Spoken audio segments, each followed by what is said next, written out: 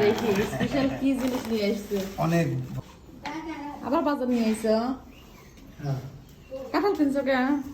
আপনার কিনে নেই চাচি দিছে আমার কাছে সময় করে কারণ হলো সর্বোচ্চ সুস্বাদু। তুমি হালকা পাকলি বাড়ি ভেঙে ফেলা দিবে কয় এত সুস্বাদু কাঁঠাল প্রথম। দেখি আজকে কি নিয়ে আসলে।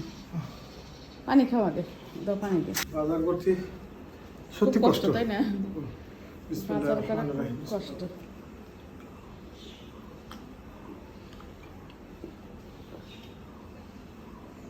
আলহামদুলিল্লাহ বাজার করতে খুব ভালো লাগে তাই না?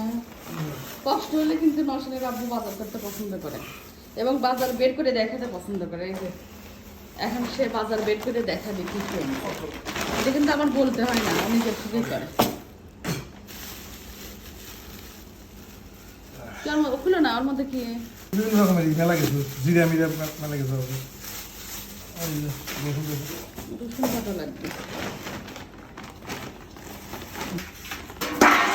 দিনের কাজ সে কিন্তু খুব পছন্দ করে বাজার বের করে আমাকে দেখাবে।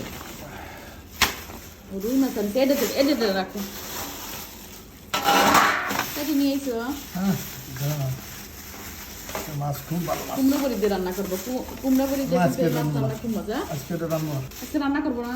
না কি আনছো আমার একটা তুমি? জিনিস আছে স্পেশাল কি আনছো তুমি? এবছরে সেরা স্পেশাল কি স্পেশাল জিনিস দাম আনছো? বেশি নিয়েছে কিন্তু আমার মন চাচ্ছিল নিয়ে আসছি দেখি স্পেশাল কি জিনিস নিয়ে আসছো। ইলিশ। ইলিশ মাছ নিয়ে আসছো।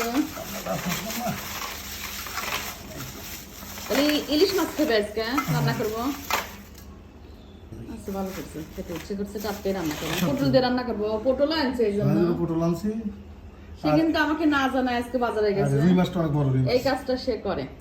রুই মাছটা একবার কেটে এনে এই ব্যাগটা রেখে দিও সত্য করে ব্যাগটা নতুন কিনছি হলো বাজার তো তুমি বলো, তোমাকে তো আমি বাজারে পাঠাই নাই, তুমি কেন বাজারে গেছো বলো?